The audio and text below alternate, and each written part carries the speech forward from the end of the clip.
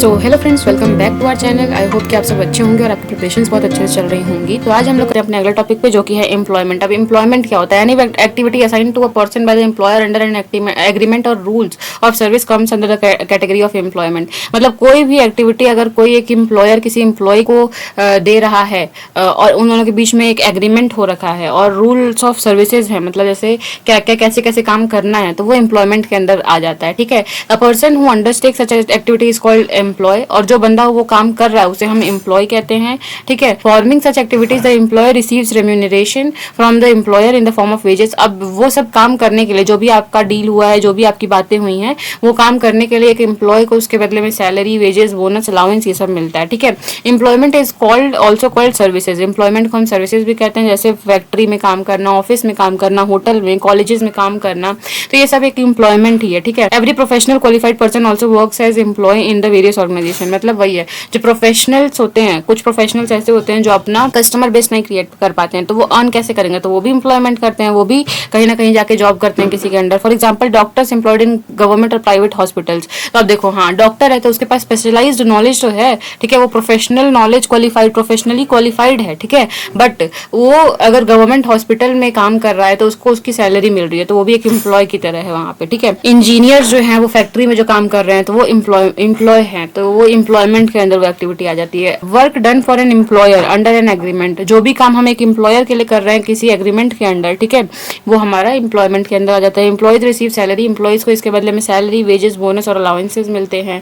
यहाँ पे एम्प्लॉयमेंट में एम्प्लॉयर और एम्प्लॉय के बीच में रिलेशनशिप होता है। Government governed bye employment rules and regulations. जो रूल्स एंड लॉज, जो भी मतलब एम्प्लॉयमेंट रूल्स और लॉज हैं, वो यहाँ एप्लीकेबल होते हैं। ठीक है, एग्जाम्पल इसका है teaching in a school, engineer in a factory, doctor in a hospital या फिर ऑफिस वर्कर्स। तो ये था हमारा टॉपिक एम्प्लॉयमेंट।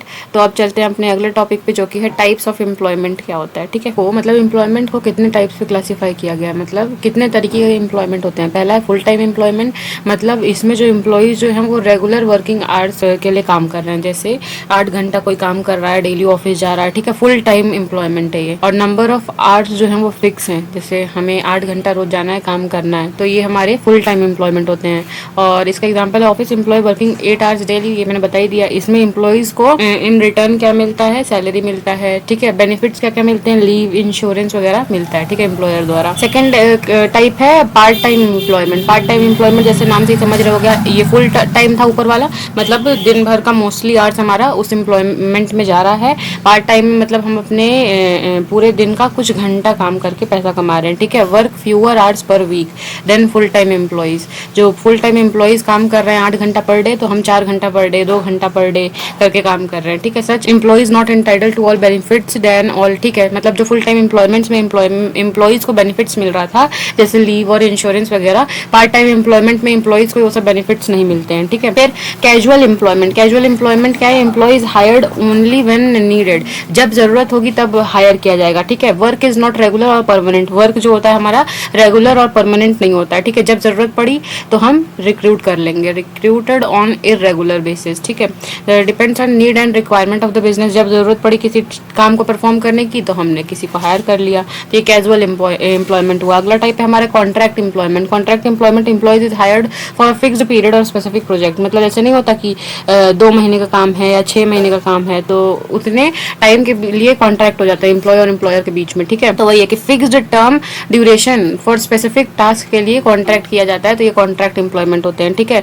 और ये एम्प्लॉयमेंट खत्म हो जाती है जैसे ही हमारा कॉन्ट्रैक्ट खत्म हो जाता है। कॉन्ट्रैक्ट जिस दिन पूरा होगा उस दिन हमारा ये एम्प्लॉयमेंट ओवर हो जाएगा। जैसे एक सॉफ्टवेयर डेवलपर को हायर किया जाता है 6 महीने प्रोजेक्ट के लिए। ठीक है, 6th मंथ प्रोजेक्ट के लिए कोई हायर कर रहा है सॉफ्टवेयर डेवलपर को, तो वो एक कॉन्ट्रैक्ट एम्प्लॉयमेंट हुआ, अप्रेंटिसशिप। ठीक है, तो अब ये क्या है? ये ट्रेनिंग बेस्ड एम्प्लॉयमेंट होता है टू लर्न स्किल्स एंड और प्रोफेशन। मतलब हम स्किल्स के लिए जो एम्प्लॉयमेंट को ज्वाइन करते हैं या करते हैं, उसे ट्रेनिंग बेस्ड एम्प्लॉयमेंट के लिए पर्पज के लिए किया जाता है। ट्रेनिंग और स्किल लर्न करने के लिए किया जाता है। ठीक है, उसे अप्रेंटिसशिप कहते हैं। Gets practical experience and training. इसमें जो हमारे अप्रेंटिस होते हैं उनको मिलता है प्रैक्टिकल नॉलेज और ट्रेनिंग दी जाती है। ठीक है, एग्जाम्पल है trainee electrician learning under expert. कोई एक्सपर्ट के अंडर कोई ट्रेनिंग, मतलब इलेक्ट्रीशियन जो है वो ट्रेनिंग ले रहा है। ठीक है, तो अप्रेंटिसशिप होता है।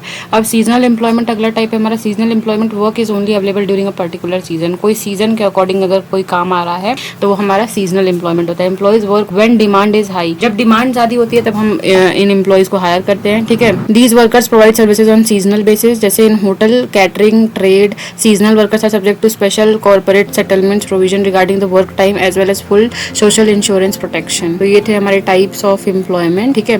सो आई होप कि आपको आज के सारे टॉपिक्स क्लियर हुए होंगे, और अगर आपको मेरा पढ़ाया हुआ थोड़ा भी अच्छा लगा तो आप इस वीडियो को लाइक करें, शेयर करें, और हमारे साथ फर्दर ऐसे पढ़ते रहने के लिए हमारे चैनल को सब्सक्राइब कर सकते हैं। थैंक्स फॉर वॉचिंग, मिलते हैं नेक्स्ट वीडियो में, तब तक के लिए बाय बाय, टेक केयर।